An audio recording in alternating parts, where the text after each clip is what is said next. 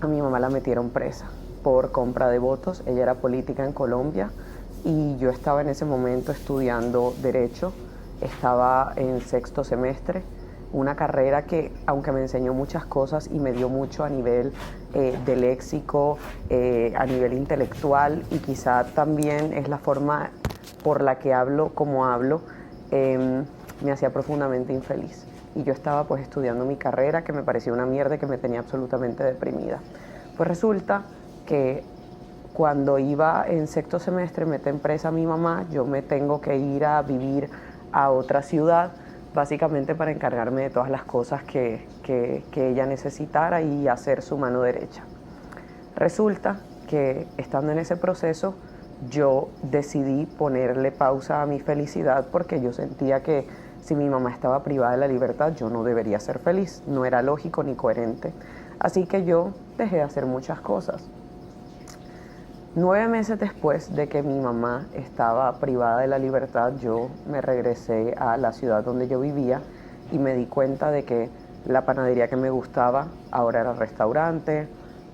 Paseaba por la universidad y me encontraba las caras de la gente menor que estudiaba conmigo en el colegio. Me encontré amigos que habían bajado de peso, que estaban distintos, y básicamente la vida seguía y yo había decidido ponerla en pausa. Y entendí que muchas veces uno cree que debe ponerle pausa a la felicidad o que debe esperar a que cierta cosa pase para decidir ser feliz.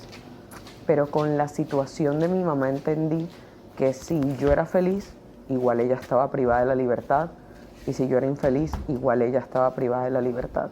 Y ningún ánimo que yo le pusiera a la cosa iba a cambiar esa circunstancia de mi vida. Entonces dije, frente a una circunstancia inmodificable como el hecho de que mi mamá está privada de la libertad, lo único que yo puedo cambiar es el ánimo con el que la enfrento. El estar feliz o triste no cambia esto. Y desde ese momento metí el chip en mi cabeza de que yo iba a decidir ser feliz a pesar de la adversidad y a pesar de cualquier circunstancia. Y cuando me regresé a la ciudad donde yo vivía, me cambié de carrera y entré a estudiar psicología. Y en realidad lo hice sin permiso. Mi mamá me mandó pues la plata para pagar el semestre, para retomar ya la universidad, y yo me matriculé en la carrera que quise y pues luego le dije y le prometí tener buenas notas y toda la cosa. Cuando iba en segundo semestre de psicología, me metieron presa a mí porque mi mamá, que estaba privada de la libertad, se fugó de la cárcel de una manera cinematográfica. Salió a una remisión médica en un consultorio odontológico, tiró una cuerda por la ventana y se fugó. Y a mí me acusaron de ayudarle en la fuga porque yo estaba en el consultorio odontológico junto con mi hermano visitándola a ella, y básicamente me acusaron de complicidad y me querían meter presa 21 años porque me acusaban de haber utilizado a mi hermano para ayudarla a fugarse.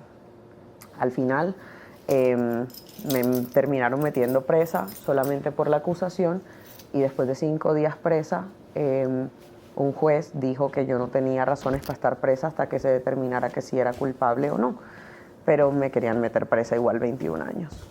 Cuando a mí me llevaron en la patrulla de policías, porque a mí me fueron a buscar a mi casa de una forma bastante violenta, me sacaron de la camioneta, me apuntaron en la espalda, yo pensé que me iban a desvivir en ese momento.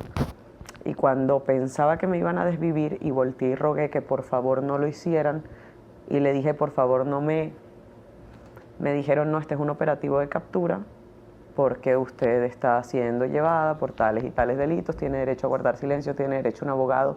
Y yo me sentí muy tranquila porque dije, ok, no me van a, solo me están llevando presa. Pero en el camino, en la patrulla, yo solamente me ponía a pensar en lo que había sido mi vida en ese momento. Yo siempre había tratado de seguir las reglas, de hacer lo que otros esperaban de mí, de alguna manera llenar un molde, un absurdo molde que alguien más hizo para mí. Y cuando iba en la patrulla, lo único que pensaba era, si yo salgo de esto, tengo que hacer de mi vida algo significativo, tengo que hacer que mi vida tenga sentido, tengo que hacer que en todo caso, si a mí quisieran arrebatarme la vida, hubiese algo por lo que lamentarse, porque hasta ese momento yo no tenía ni siquiera un sueño que perseguir, ¿sabes? No tenía como ninguna aspiración o ninguna meta o absolutamente nada. Y entonces me llevaron presa 5 días. Honestamente no fue una experiencia traumática porque yo decidí todos los días de ese encierro tratar de que mi entorno fuera lo más agradable posible y que por lo menos saliera una anécdota divertida que contar, y que sí hay un montón de historias de ese encierro que contar. Pero luego ya cuando me liberaron, obviamente la libertad tenía un sentido distinto, empecé a valorar muchísimas cosas, empecé a vivir la vida de una forma diferente y bajo mis normas.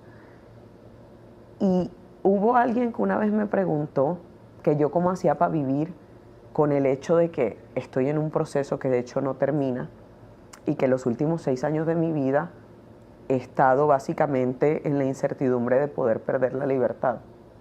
Y yo le decía a esta persona que nada de lo que yo pensara o nada de lo que yo hiciera iba a cambiar esa circunstancia de que estoy en un proceso legal en el